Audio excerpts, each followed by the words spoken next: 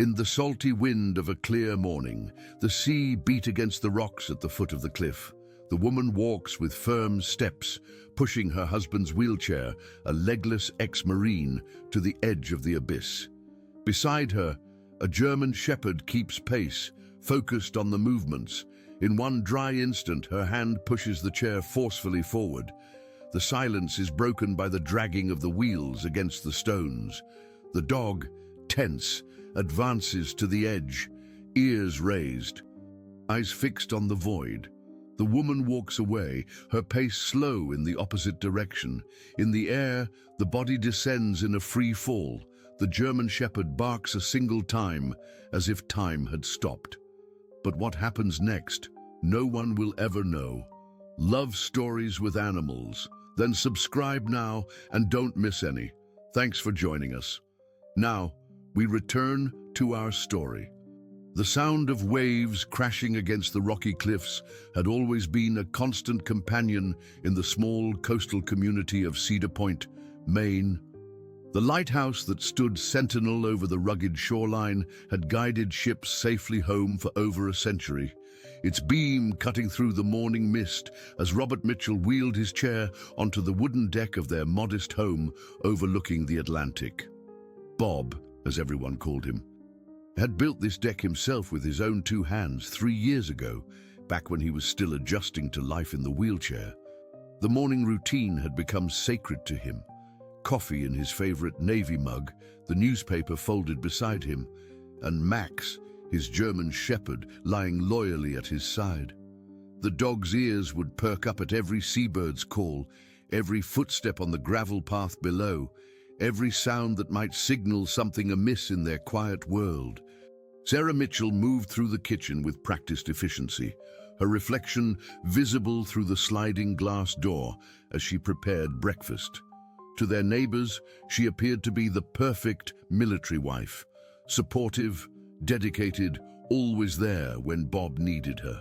She had stood by him through the long months of recovery after the incident in Afghanistan, through the physical therapy sessions, through the dark days when he wondered if life would ever feel normal again. "A beautiful morning, isn't it?"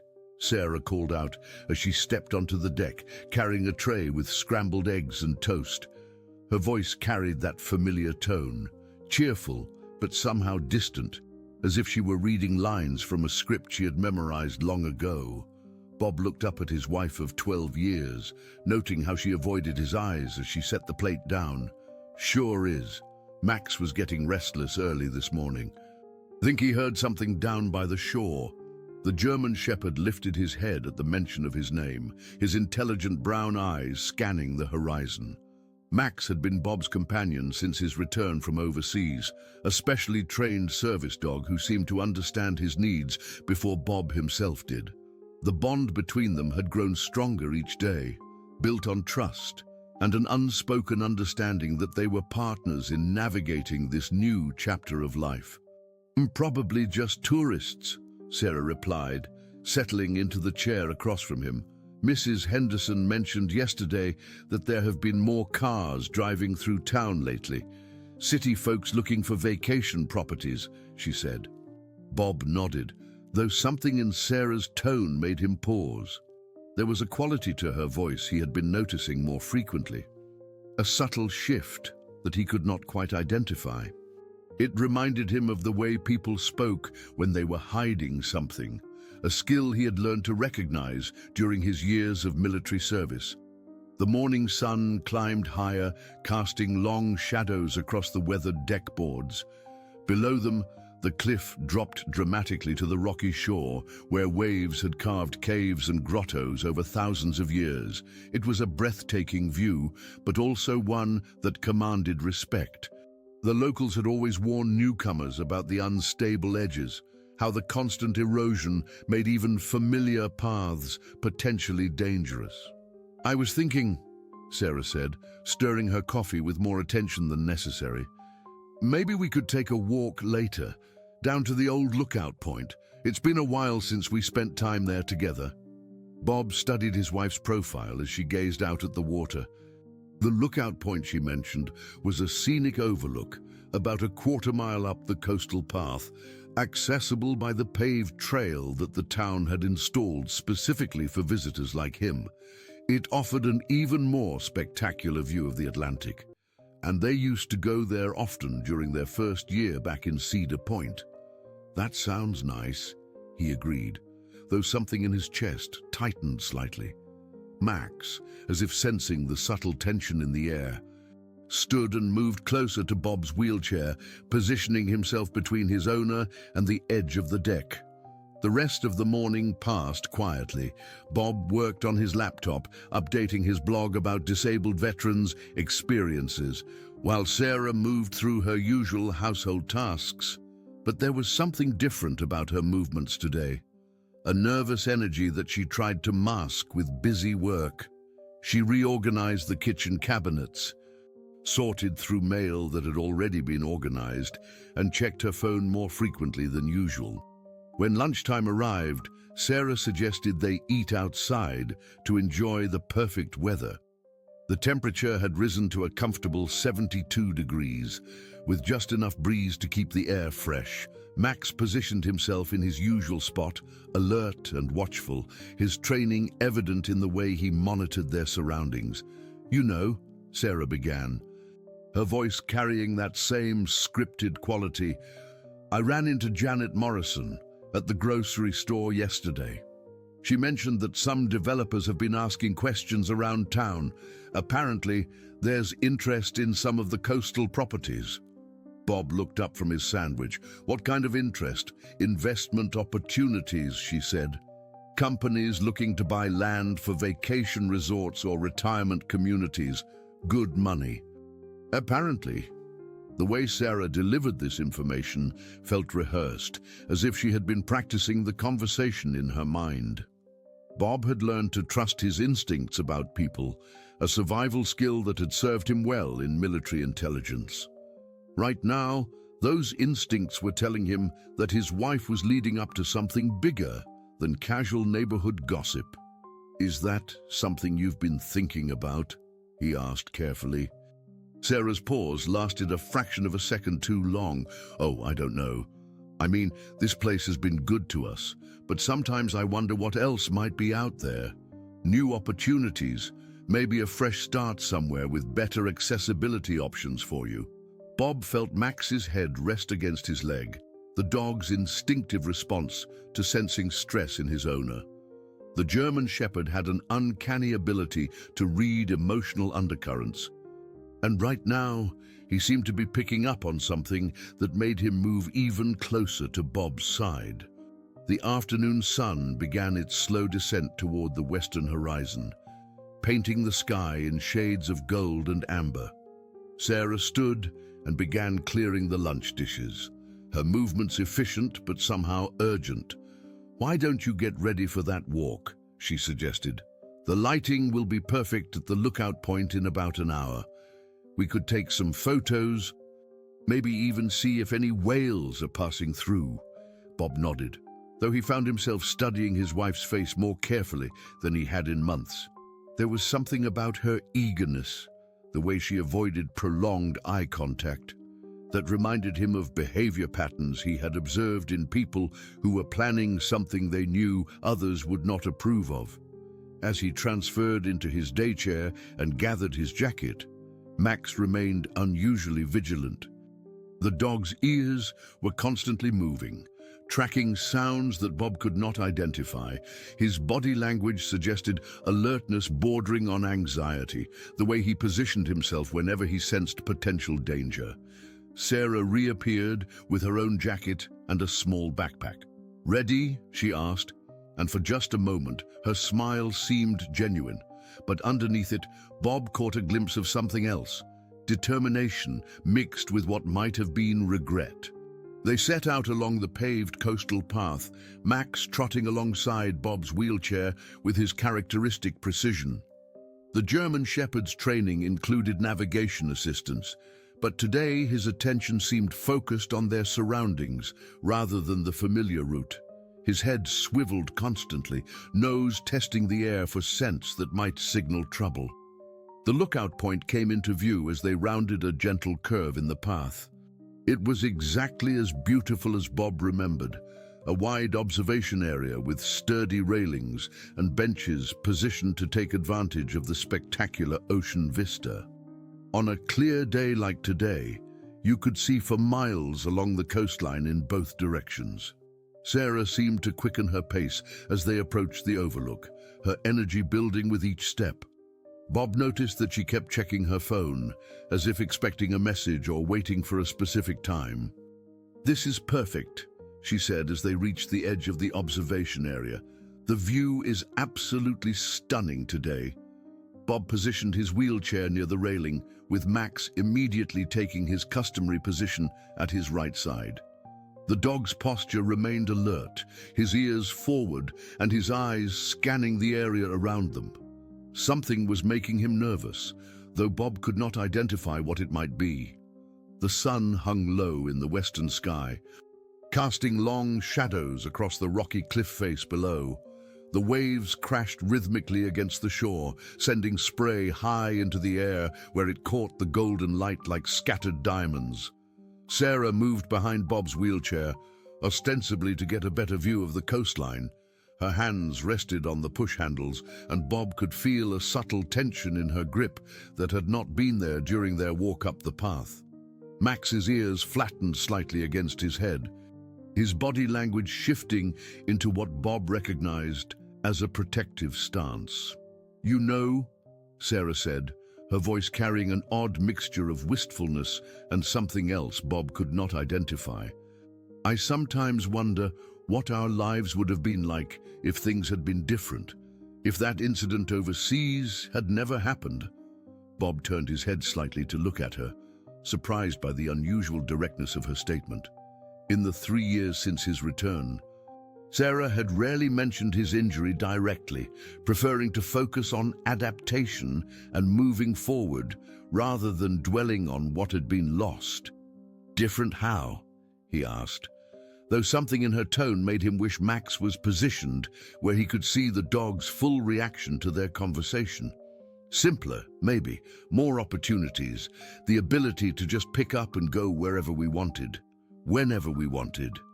Sarah's hands shifted on the wheelchair handles, her knuckles whitening slightly. "Sometimes I feel like we're trapped here, Bob, trapped by circumstances we never chose."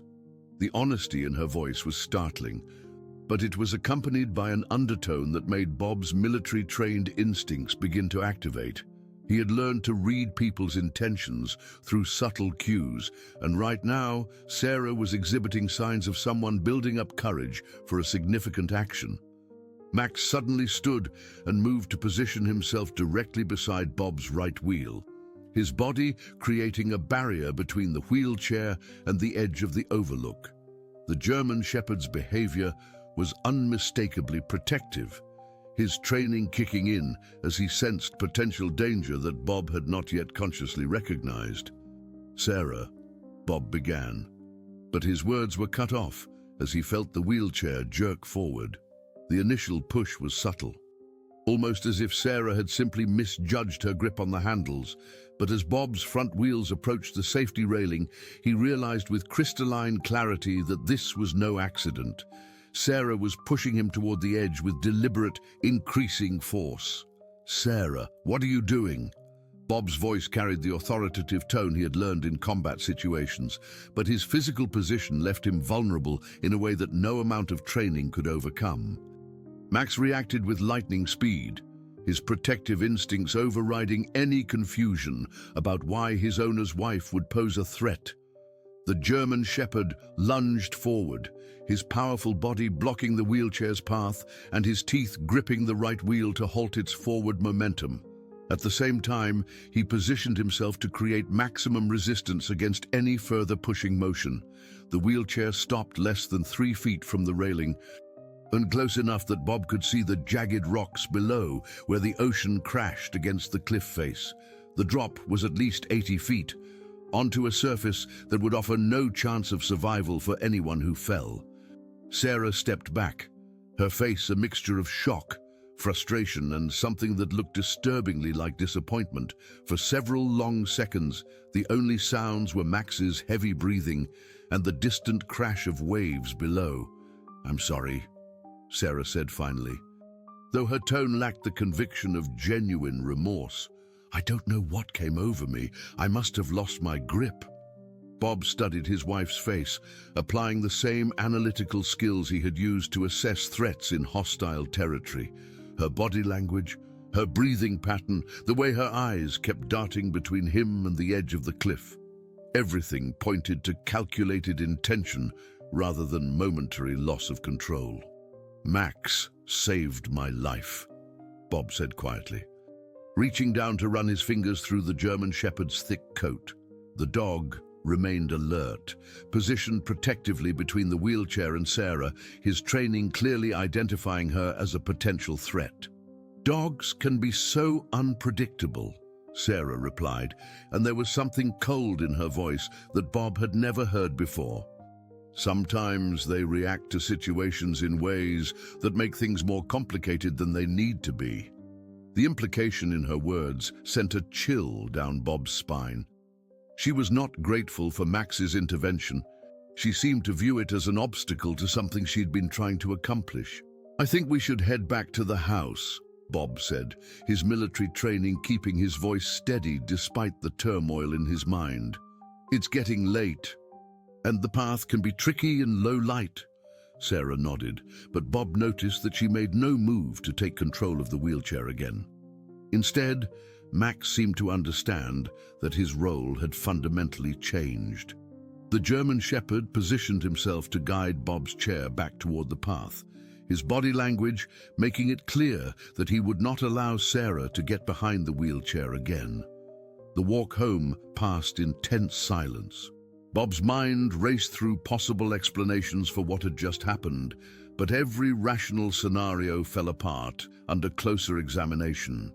Sarah's behavior had been too deliberate, too calculated to be explained by a momentary lapse in judgment or a simple accident.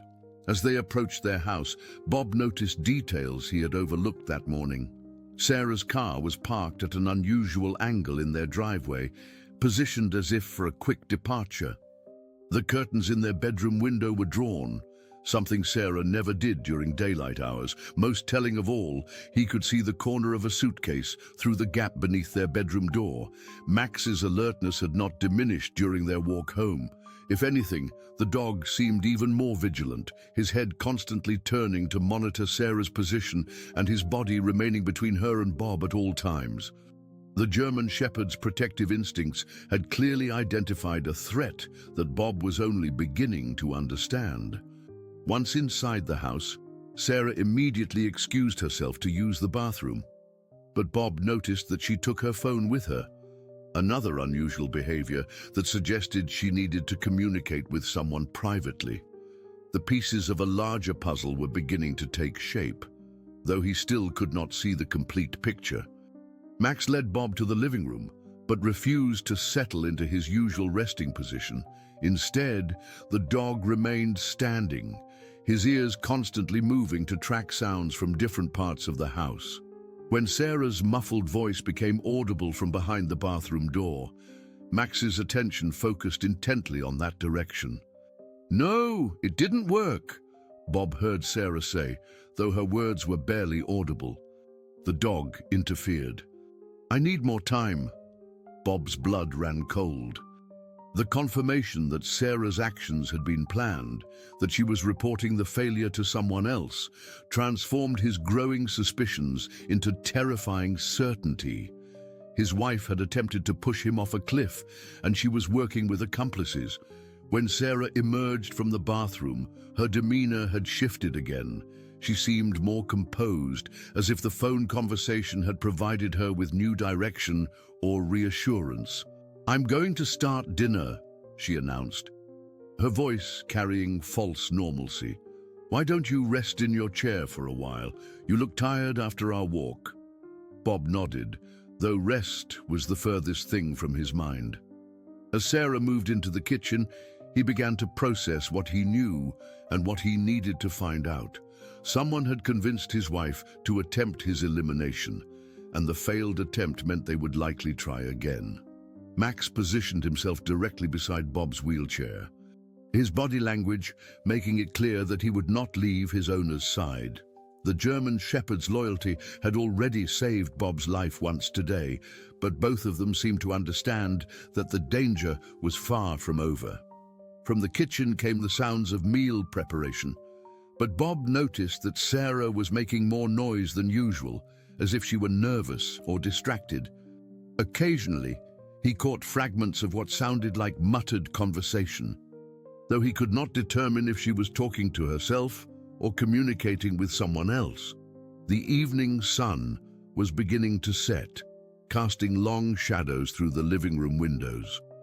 Bob realized that he was facing a situation more dangerous and complex than any he had encountered during his military service. The enemy was not a distant force in a foreign land. It was the woman he had trusted with his life, the person who shared his home and had access to his most vulnerable moments. As the shadows lengthened, Bob knew that he and Max would need to be more vigilant than ever. Whatever had motivated Sarah's actions today was still in play, and the failure of her first attempt would likely lead to more desperate measures. The following morning brought an unseasonably thick fog that rolled in from the Atlantic, shrouding Cedar Point in a grey veil that muffled sounds and made familiar landmarks disappear. Bob had barely slept, his mind replaying the events at the cliff, while Max maintained an alert vigil from his position beside the bed. Every creak of the old house, every sound of movement from Sarah's side of the mattress had kept both of them on edge throughout the long night. Sarah was already awake and dressed when Bob transferred into his wheelchair. She moved through the house with an energy that seemed forced, her actions carrying the same rehearsed quality that had preceded yesterday's incident at the lookout point. "I need to run some errands in town this morning," she announced, not quite meeting his eyes. "Mrs. Henderson asked me to help her with some paperwork, and I promised Janet Morrison I would stop by to discuss the upcoming church fundraiser." Bob noted the specificity of her alibi, too much detail for casual conversation, as if she had prepared the explanation in advance. "Will you be gone long?" "Most of the morning, probably. Maybe longer if Janet needs help organizing those donation boxes." Sarah gathered her purse and keys, her movements quick and purposeful. "You'll be fine here with Max. And won't you?" The question felt less like concern and more like confirmation that she wanted him to be alone. Bob nodded, keeping his expression neutral while his mind calculated possibilities. Sarah's absence would give him time to investigate, to look for evidence that might explain her sudden transformation from devoted wife to would-be assailant. After Sarah's car disappeared into the fog, Bob began a methodical search of their home. His military training and intelligence gathering had taught him to look for patterns, inconsistencies, and hidden information. Max seemed to understand that they were conducting a reconnaissance mission, his nose working constantly as they moved through each room. In Sarah's bedside drawer, Bob found a small notebook with phone numbers he did not recognize and notations about property values and development timeline. The handwriting was Sarah's, but the content suggested conversations and research she had never mentioned to him. One entry particularly caught his attention. Coastal Properties, LLC, interested in clifftop parcels, premium pricing for motivated sellers. Max's behavior became increasingly agitated as they moved through the house.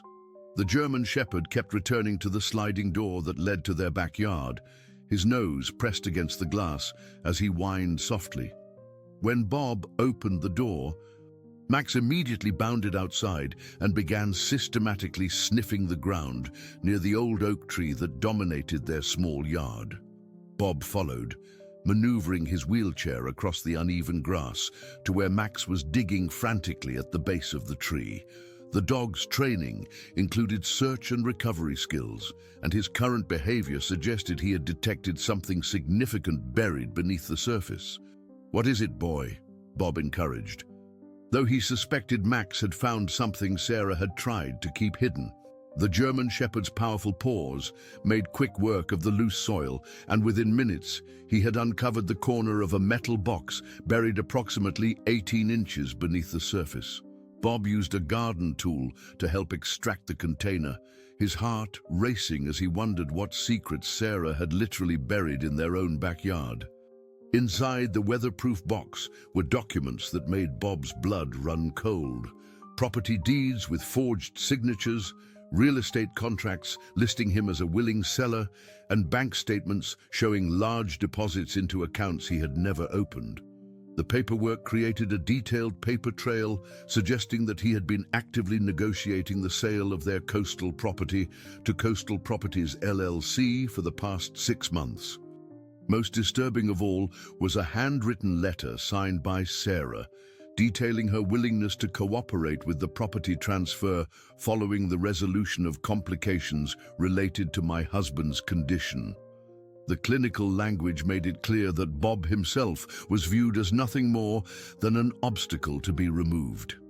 Max remained alert beside him as Bob photographed each document with his phone. The fog was beginning to lift, but the grey morning seemed to match the cold reality of what he was discovering. His wife had not acted alone in yesterday's incident. She was part of a coordinated effort to obtain their property through fraud and elimination.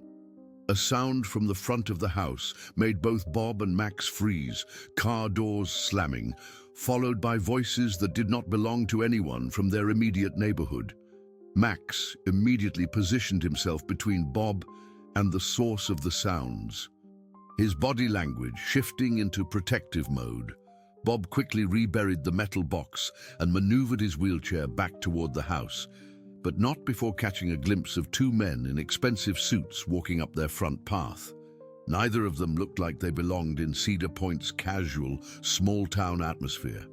Through the living room window, Bob watched as the men examined the exterior of his house with the calculating attention of people conducting a professional assessment. One of them took photos while the other made notes on a clipboard. Their behavior suggested they were already treating the property as if they owned it. Max's low growl indicated that he shared Bob's suspicion about these unexpected visitors. The German shepherd positioned himself at the front window, tracking the men's movements while maintaining readiness to respond to any potential threat. The men spent nearly 20 minutes walking around the property, paying particular attention to the cliffside view and the structural condition of the house. Bob heard one of them on a phone call discussing timeline acceleration and contingency plans, in language that suggested they were operating under pressure to complete some kind of transaction quickly. When they finally departed, Bob felt a mixture of relief and increased apprehension. The men's presence confirmed that yesterday's incident was part of a larger scheme, and their professional assessment of his property suggested that Sarah's failure had not deterred them from moving forward with their plans. Bob spent the rest of the morning researching Coastal Properties LLC online. What he discovered was troubling. The company specialized in acquiring coastal real estate through aggressive tactics that frequently involve pressuring elderly or disabled homeowners into selling below market value. Several news articles mentioned investigations into their business practices, though no formal charges had ever been filed. Max remained vigilant throughout Bob's research, his attention divided between monitoring the windows and staying close to his owner. The German shepherd seemed to understand that they were now operating in a state of heightened alert, where any unexpected sound or movement could signal danger. When Sarah returned home in the early afternoon, her demeanor had changed again. She seemed more confident, as if her morning activities had provided her with renewed purpose or direction. But Bob noticed that she avoided looking directly at the area near the oak tree where Max had made his discovery. "But how was your morning?" she asked, though her tone suggested the question was perfunctory rather than genuinely interested. "Quiet," Bob replied, studying her face for any signs of nervousness or guilt. "Max spent some time in the yard. You know how he likes to patrol the perimeter." A flicker of concern crossed Sarah's features at the mention of Max's outdoor activity, confirming Bob's suspicion that she was worried about something being discovered in their yard. Did he find anything interesting?" Sarah asked, attempting casualness but unable to hide the underlying tension in her voice. "Just the usual," Bob said. "You know how dogs are, always digging around trees, looking for buried treasure." Sarah's relief was visible, though she tried to mask it by busying herself with unpacking groceries. Bob noted that she had purchased significantly more food than usual, including items that would keep well without refrigeration, the kind of provisions someone might stock up on if they were planning to be away from home for an extended period. The afternoon passed with artificial normalcy. Sarah prepared lunch, made phone calls to neighbors about community events, and maintained the facade of a caring wife tending to domestic responsibilities. But Bob noticed that she frequently checked her phone and seemed to be waiting for something or someone. Max's behavior remained protective and alert. The German Shepherd had positioned himself so that he could monitor both the front and back entrances to the house while staying close enough to Bob to intervene if necessary. His training was clearly telling him that the threat level remained high despite the apparent calm. As evening approached, Bob realized that he needed to develop a strategy for protecting himself while gathering more evidence about the conspiracy. The documents he had discovered proved that Sarah was working with others, but he still did not know the full extent of the scheme or how many people were involved. The fog had completely lifted by sunset, revealing a clear view of the coastal landscape that had attracted the attention of Coastal Properties LLC. Bob could see why developers would be interested in their location. The combination of dramatic cliff views and proximity to town made it an ideal spot for luxury development. But as beautiful as the setting was, Bob now understood that it had made him and his property targets for people who were willing to use any means necessary to achieve their goals. The question was whether he could stay ahead of them long enough to expose their scheme and protect himself from another attempt on his life. Bob spent the next several days carefully observing Sarah's routines while pretending that nothing had changed between them.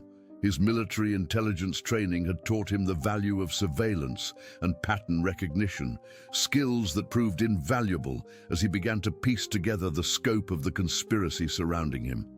Sarah's behavior followed predictable cycles. Every Tuesday and Thursday morning, she claimed to have errands in town that kept her away for exactly 3 hours. During these absences, Bob noticed that certain neighbors also seemed to be away from their homes. Mrs. Henderson, who had always been friendly and helpful, now avoided making eye contact when she happened to see him in the yard. Janet Morrison, who had been Sarah's closest friend in Cedar Point, drove past their house more frequently than usual, always slowing down as if checking to see who was home. Max had become Bob's most reliable intelligence asset. The German Shepherd's training in detection and alerting made him sensitive to changes in their environment that Bob might miss. On Thursday morning, while Sarah was supposedly helping with church fundraising activities, Max led Bob to the barn that stood at the rear of their property.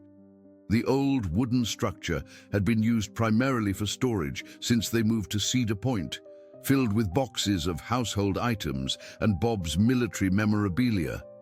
But Max's behavior suggested that something had been added recently. The dog's nose led him directly to a section of the barn that Bob rarely visited, behind stacked boxes where someone might hide items they did not want discovered.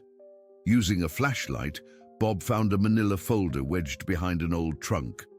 Inside were photocopies of legal documents, property surveys, and what appeared to be architectural plans for a large resort development. The project was called Atlantic Cliffs Resort and Spa, and the site plan showed that it would occupy exactly the area where several homes currently stood, including Bob's own property. The documents revealed a timeline that made Bob's blood run cold. Construction was scheduled to begin within 60 days, pending the acquisition of the final parcels of land needed for the project. A handwritten note in the margin indicated that remaining obstacles needed to be resolved by end of month to avoid delays that would cost the investors millions in financing. Bob photographed each document carefully, his hands steady despite the growing realization of how extensively planned this conspiracy was. The resort project represented a massive financial opportunity for everyone involved, which explained the lengths they were willing to go to secure his property. Max suddenly tensed, his ears pricking up at sounds Bob could not yet detect. Through the barn window, Bob saw a familiar car pulling into their driveway. Not Sarah's vehicle, but Janet Morrison's blue sedan. A moment later, he heard Sarah's voice as she emerged from the passenger side. "The timing has to be perfect this time," Janet was saying as they walked toward the house. "We can't afford another failure like what happened at the cliff. The investors are getting impatient." Bob maneuvered his wheelchair to a position where he could observe without being seen. Sarah and Janet stood near the front porch, speaking in voices just loud enough for him to catch fragments of their conversation. "That dog is becoming a real problem," Sarah replied. "He's too protective, too alert." "Any plan we make has to account for him," Janet nodded grimly. "There are ways to handle protective animals, chemical solutions that work quickly and quietly. Once he's out of the picture, the rest becomes much simpler." Bob felt a surge of rage at the casual way they discussed harming Max, but his military training kept him focused on gathering intelligence rather than reacting emotionally. These women were discussing strategies to eliminate both him and his loyal companion, and their tones suggested they had experience with such planning. "Mrs. Henderson is getting nervous," Janet continued. "She's worried that people are starting to notice the pattern. 3 property owners in 6 months, all ending up in situations where they need to sell quickly." Sarah's laugh was cold and calculating. "Mrs. Henderson knew what she was signing up for when she agreed to help identify suitable targets. The commission she's earning from these sales should be more than enough to ease her conscience." The conversation revealed that the conspiracy extended beyond just Sarah and Janet. Mrs. Henderson, who had been one of the first neighbors to befriend them when they moved to Cedar Point, was actively involved in identifying vulnerable homeowners for the scheme. Her role as a longtime community member gave her access to personal information about residents that would be valuable to the developers. Bob heard Janet's car start and watched as she drove away, leaving Sarah to enter the house alone. He waited several minutes before returning from the barn, giving Sarah time to establish whatever alibi she planned to use for the morning's activities. When he wheeled into the living room, Sarah was arranging flowers in a vase, the picture of domestic normalcy. But Bob noticed that she kept glancing toward the barn, as if concerned about whether he might have discovered something during her absence. "How was your morning with Janet?" Bob asked, keeping his tone conversational. "Oh, you know how it is with church committees," Sarah replied with practiced casualness. "Always more work than we expect, but it's for a good cause." Bob nodded. Though he now knew that Sarah had not been anywhere near the church that morning, the extent of the deception was staggering. His wife had been living a double life for months, possibly longer, while planning his removal with the cold calculation of a military operation. Over the next few days, Bob's observations revealed the scope of the network working against him. Mr. Patterson, who owned the bait shop near the harbor, seemed to be involved in gathering information about which residents might be experiencing financial difficulties. Carol Williams, who worked at the bank, was likely providing inside information about mortgage payments and property values. The conspiracy had infiltrated multiple levels of the community, using trusted positions and long-established relationships to identify targets and execute their scheme. Bob realized that he and Max were facing opponents who had been planning this operation for months, possibly years. Max's protective instincts had evolved to match the threat level. The German Shepherd now insisted on checking Bob's food and water before allowing him to consume anything, a behavior that suggested his training had identified the possibility of poisoning. At night, Max positioned himself where he could monitor both the bedroom door and the windows, maintaining a vigilance that spoke to his understanding of their danger. Bob began to appreciate the sophistication of the scheme he was up against. The conspirators had chosen their targets carefully: elderly residents, people with disabilities, individuals who might be isolated or vulnerable. They used their positions of trust in the community to gather intelligence, then executed plans designed to create situations where quick property sales became necessary. The failed attempt at the cliff was just one of several strategies they were prepared to use. Bob found evidence in Sarah's notebook of other approaches: staged accidents, manufactured financial emergencies, and even harassment campaigns designed to drive people away from their homes. But the conspiracy also had a weakness that Bob intended to exploit. The network relied on secrecy and the appearance of normal community life. If he could gather enough evidence to expose their activities, the entire scheme would collapse under public scrutiny. Bob began developing his own operational plan, drawing on the tactical training that had served him well in Afghanistan. He would need to document the conspiracy thoroughly, identify all the participants, and find a way to present the evidence to authorities who were not already compromised. Max would be essential to his success. The German Shepherd's protective instincts and detection capabilities made him an ideal partner for intelligence gathering.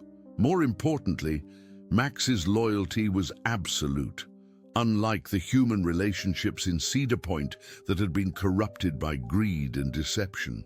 As evening fell over the coastal community, Bob realized that he was preparing for a different kind of battle than any he had fought during his military service. This time, the enemy was not a foreign force in a distant land, but people who had pretended to be his friends and neighbors while planning his destruction. The stakes could not be higher. If he failed to expose the conspiracy, other vulnerable residents would become victims of the same scheme that had targeted him. But if he succeeded, he might be able to protect not just himself and Max, but the entire community from the predators who had been operating in their midst. The breakthrough came on a rainy Wednesday evening when Max discovered something that changed everything Bob thought he knew about the conspiracy. The German Shepherd had been increasingly restless throughout the day, repeatedly returning to the barn despite Bob's assumption that they had already found everything hidden there. This time, Max's nose led him to a loose floorboard that Bob had overlooked during his previous searches. Underneath, wrapped in waterproof plastic, was a cell phone that did not belong to either Bob or Sarah. When he managed to activate it, Bob found text message conversations that revealed the true scope of the operation targeting Cedar Point. The phone contained evidence of coordination between Coastal Properties LLC and at least a dozen community members, including people Bob had never suspected. The messages detailed specific roles for each conspirator. Mrs. Henderson identified vulnerable targets. Carol Williams provided financial information from the bank.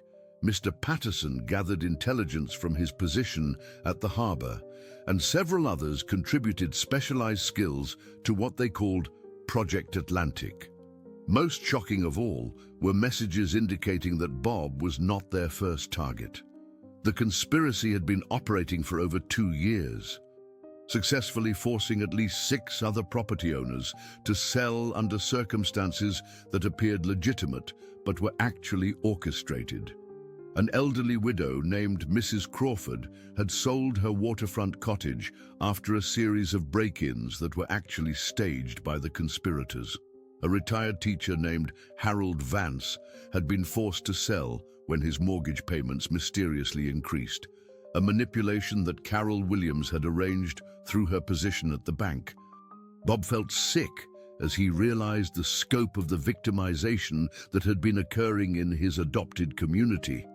But the messages also revealed something else. The conspirators were under increasing pressure from their investors to complete the final phase of land acquisition. Several messages referenced a deadline of end of month for eliminating remaining obstacles, with severe financial penalties if they failed to deliver. Max's alertness suddenly intensified, and Bob heard the sound of vehicles approaching their property. Through the barn window, he saw not just Sarah's car, but also Janet Morrison's sedan and Mrs. Henderson's pickup truck. The conspirators were converging on his location, and their timing suggested this was not a casual social gathering. Bob quickly photographed the most incriminating messages from the hidden phone, then returned it to its hiding place. He and Max moved toward the barn's rear exit, but the sound of footsteps indicated that their escape route was being blocked. "He's in the barn," Sarah's voice carried clearly across the damp evening air. "The dog led him there this afternoon. He must have found something." Janet Morrison's reply was coldly professional. "Then we handle this tonight. The investors made it clear that delays are no longer acceptable, and we have too much money at stake to let sentiment interfere." Bob realized they were trapped. The barn had only 2 exits, and both were now being watched by people who had clearly decided that subtle approaches were no longer sufficient. Max positioned himself between Bob and the main door, his body language indicating readiness for confrontation. "Bob," Sarah's voice called out, artificially sweet, "are you in there? We brought some friends over to discuss something important." The request was obviously a trap. But Bob also recognized an opportunity to gather more evidence. He activated the recording function on his phone and prepared to document whatever the conspirators were planning to reveal. "I'm here," Bob called back, wheeling his chair toward the main door while Max maintained his protective position. "What did you want to discuss?" Sarah entered first, followed by Janet and Mrs. Henderson. The 3 women spread out in a semicircle that effectively blocked Bob's access to the exit while maintaining an appearance of casual conversation. "We've been talking with some business associates about development opportunities in Cedar Point," Janet began, her tone suggesting she was delivering a rehearsed presentation. "There's significant interest in properties with coastal access, particularly ones with the kind of dramatic views your home offers." Mrs. Henderson nodded enthusiastically, though Bob noticed that she avoided making direct eye contact with him. "The money being offered is quite generous, Bob. Enough to set you up comfortably anywhere you might want to live, with better accessibility options than what we have here in Maine." Bob kept his expression neutral while his phone continued recording. "And if I'm not interested in selling?" Sarah's mask slipped slightly, revealing the cold calculation underneath her concerned wife facade. "Well, that's the thing about opportunities like this. They don't come along often, and the investors need to finalize their plans soon. It would be unfortunate if circumstances changed in ways that made the offer less attractive." The threat was barely veiled. Bob understood that they were giving him one last chance to cooperate voluntarily before they moved to more direct methods of persuasion. "What kind of circumstances?" Bob asked, though he suspected he already knew the answer. Janet stepped forward, her business-like demeanor becoming more pronounced. "Sometimes, properties become difficult to maintain. Systems fail, accidents happen, unexpected expenses arise. It can be very stressful for people who are dealing with physical limitations or other challenges." Mrs. Henderson added her own contribution to the intimidation effort. "The community support systems that people rely on can also change. Friends move away, services become unavailable, neighbors become less helpful. It's not uncommon for people to find that places they once loved become uncomfortable or even unsafe." Bob realized they were outlining a comprehensive harassment campaign designed to make his life miserable if he refused to sell voluntarily. The conspiracy was prepared to escalate from subtle manipulation to active persecution until they achieved their goal.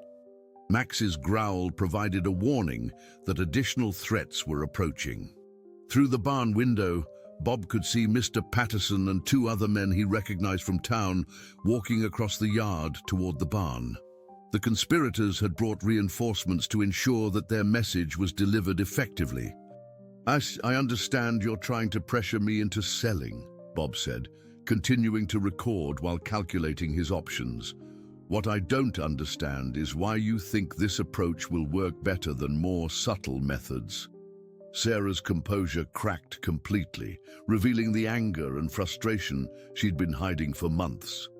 Because subtle methods depend on you being reasonable, and your attachment to this place is becoming problematic for everyone involved. There are larger forces at work here, Bob. Economic opportunities that benefit the entire community. Your individual preferences can't be allowed to interfere with progress. The admission was more revealing than Sarah probably intended. She was acknowledging that the conspiracy extended beyond simple property acquisition to include a comprehensive redevelopment plan that would transform Cedar Point into something entirely different. And if I refuse to cooperate, Bob asked. Janet's smile was predatory. Then we'll need to explore other options. Options that take into account your particular vulnerabilities and limitations. Accidents happen, Bob, especially to people who don't have the mobility to avoid dangerous situations. The threat was now explicit, confirming that yesterday's incident at the cliff had been just the beginning of their escalation strategy.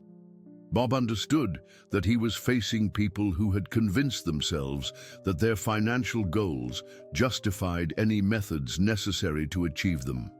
Max suddenly turned toward the barn's rear exit, his posture indicating that more people were approaching from that direction as well. The conspirators had surrounded the building, eliminating any possibility of escape through conventional means. But Bob's military training had included scenarios where conventional escape routes were unavailable. He had noticed during his earlier visits to the barn that one of the side walls had loose boards that could potentially be removed, creating an unexpected exit point. I need some time to think about your offer, Bob said, buying time while he assessed the structural weakness he had identified. I'm afraid time is something we can't offer, Mrs. Henderson replied, though she seemed uncomfortable with the increasingly aggressive tone of the conversation. The investors need a decision tonight. Sarah moved closer to Bob's wheelchair, her intent clearly to prevent any attempt at movement. But she had underestimated Max's protective training. The German Shepherd positioned himself between Sarah and Bob, his body language making it clear that he would not allow her to approach his owner. That dog is going to be a problem, Janet observed coldly. We should have dealt with him earlier. The casual way she discussed harming Max triggered Bob's deepest protective instincts.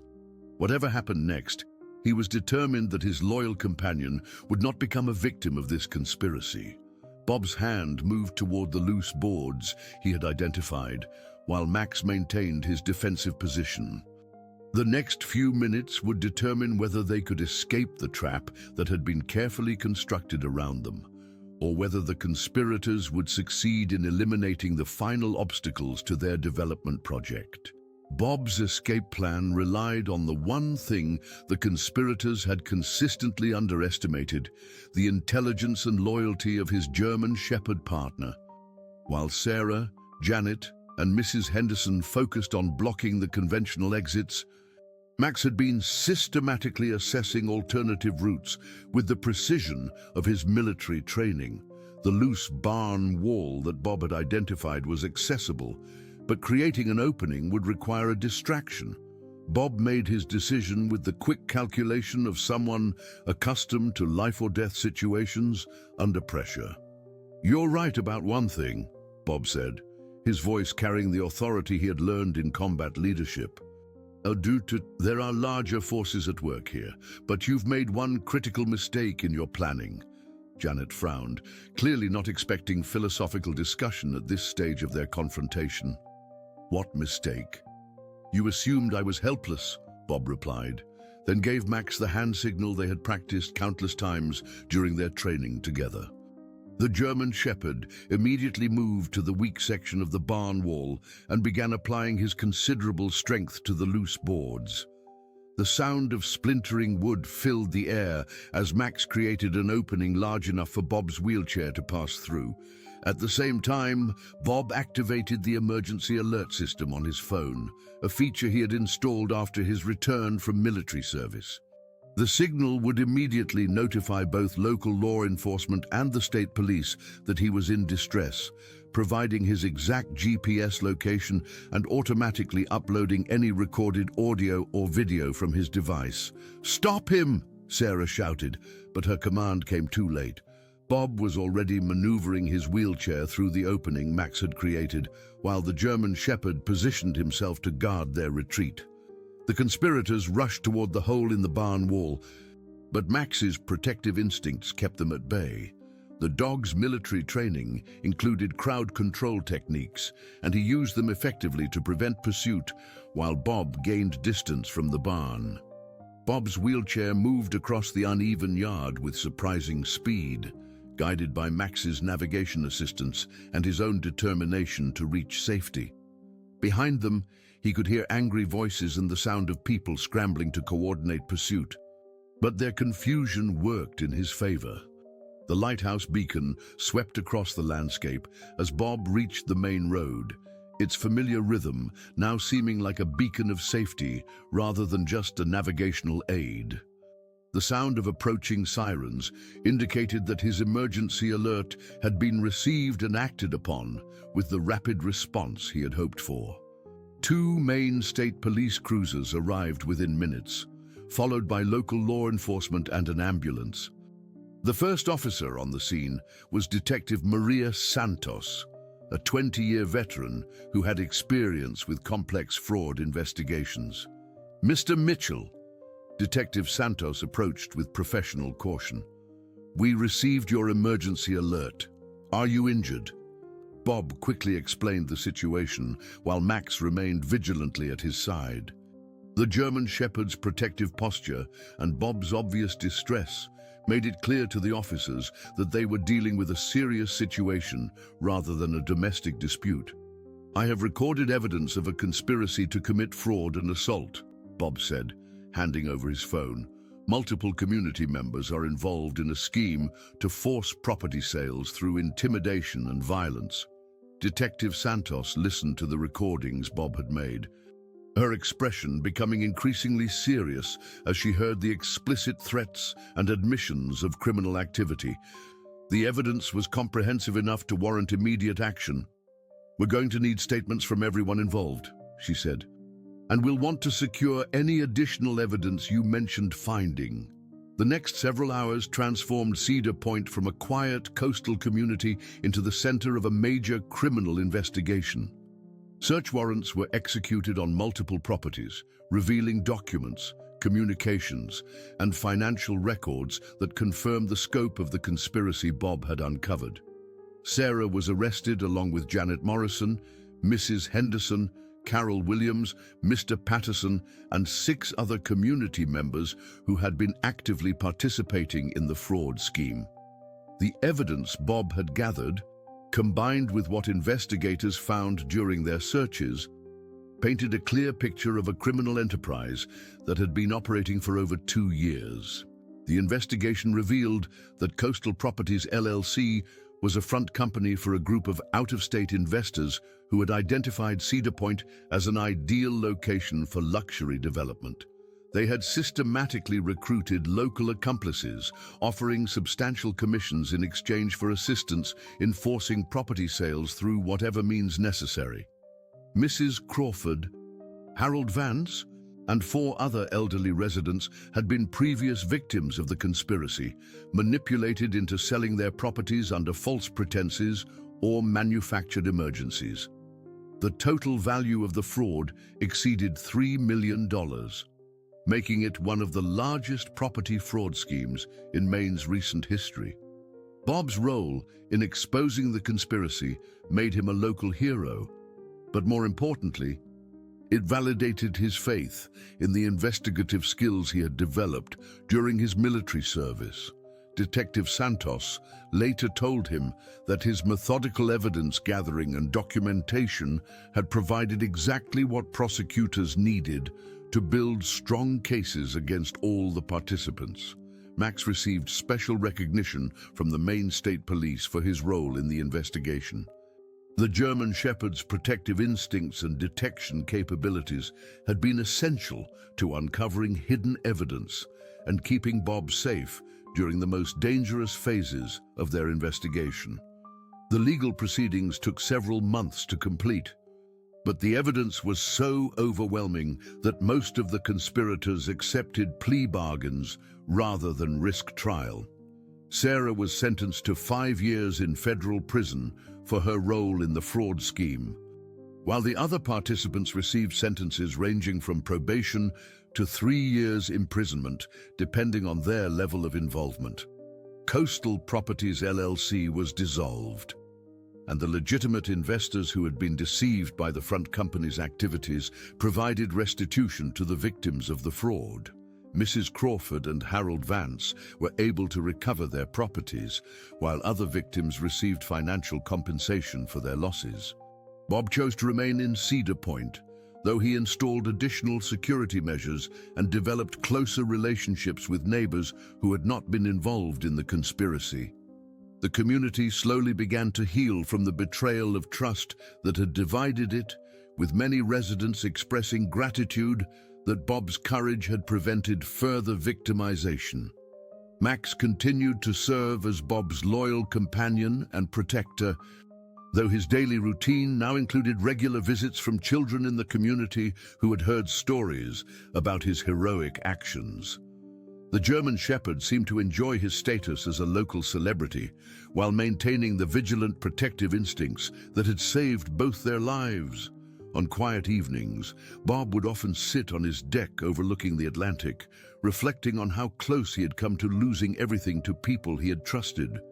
The lighthouse beacon still swept across the water with its steady rhythm, but now it reminded him not just of safe passage home, but of the importance of staying alert to dangers that might be hiding in familiar places.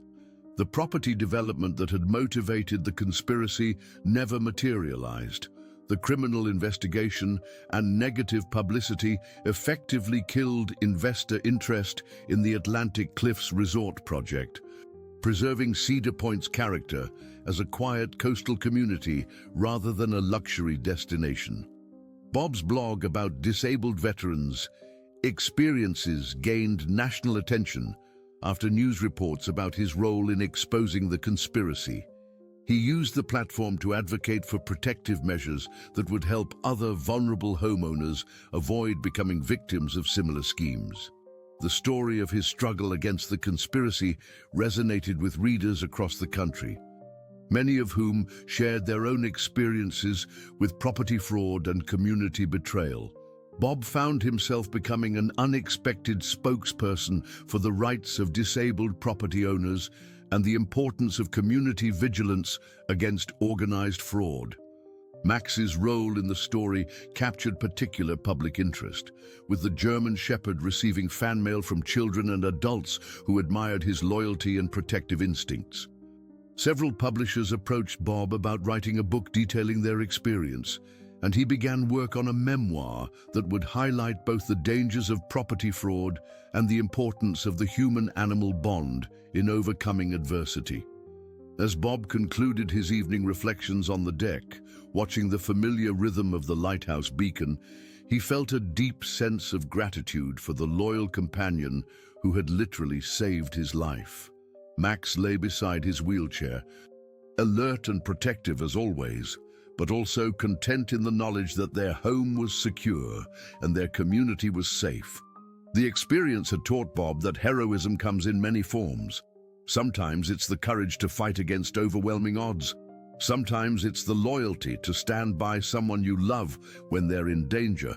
And sometimes it's simply the determination to seek truth and justice when others would prefer comfortable lies. Dear readers, we hope that Bob and Max's incredible journey of courage loyalty and justice has moved you as much as it has moved us. Their story reminds us that even in our most vulnerable moments, we can find the strength to fight for what's right, especially when we have faithful companions by our side. The bond between Bob and Max shows us that true loyalty knows no bounds, and that sometimes our greatest protectors come with 4 legs and unconditional love. If this story has touched your heart, we invite you to share it with others who might need to hear about the power of determination and the importance of never giving up, even when facing seemingly impossible odds. Please take a moment to subscribe to our channel for more inspiring stories like this one, and don't forget to leave a like if Bob and Max's adventure resonated with you. We'd love to hear in the comments about your own experiences with loyal companions or moments when you found courage you didn't know you had.